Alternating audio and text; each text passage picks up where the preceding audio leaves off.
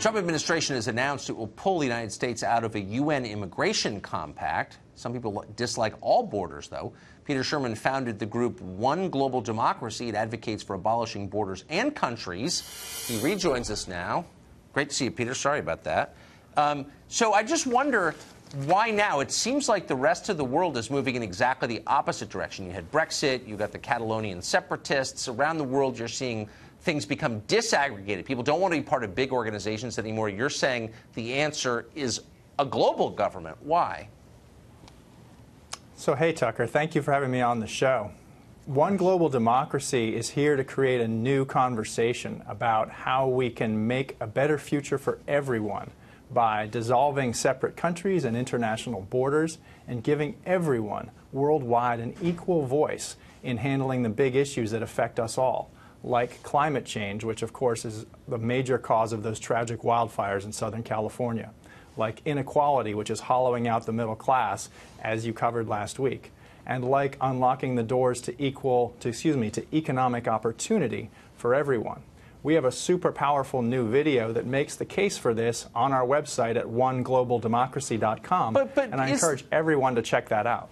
Yeah, I mean, I would encourage them too, because I think it's an interesting idea, but it seems very anti-democratic to me. People don't want this. They've never wanted it. The League of Nations had to be imposed on them. Same with the UN, the EU. Like, actual people don't want to be ruled from a great distance by people who don't speak the same language or have the same history or values. They don't want this. They never have wanted it. Why do you think otherwise? Well, the key distinction here is between being ruled and democracy. Now, democracy is about everyone having an equal voice, and we don't have that today. International borders and separate countries are getting in our way. You know, our current patchwork of separate countries dates back more than 350 years to the days when horse travel was the state of the art for communications. An awful lot has changed since then. You know, no, if I can correct the laws you, of physics. Wait, but people have always had different countries, not nation states, but they've always had, going back to the very beginning of time, tribes, distinct groups that have different rituals and customs, cultures, languages. People aren't all the same, and maybe that's why this would never work. Does that worry you? Respectfully, Tucker, I disagree. You know, and that's what's so exciting about this moment in history where we are right now. Because right now, for the first time in human history, we have an opportunity with new technology to actually implement a global democracy for the first time. So much has changed since we first had the Treaty of Westphalia in 1648 or whatever it was. You know, we've had the laws of physics articulated. We've had domesticated electricity.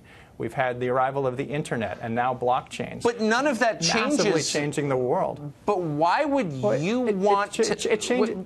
But why would you want someone in a country you've never been to making decisions? I mean, presumably, if it's a one-man, one-vote democracy, then, like, the Chinese, with whom you have nothing in common, would be making decisions that affect you. Why would you want that? Well, as a matter of fact, you know, one person, one vote. You'd be surprised, actually. If you look at the available international polling data, it is really surprising how much in common we have with people all over the world. Even if you look at the major population centers like China and India and Islamic countries, it is truly surprising how many countries have you been to, we have in Peter? common in terms of values. Okay. Quite a number. Quite a number. Okay, thanks for joining us. Enough to disagree with you.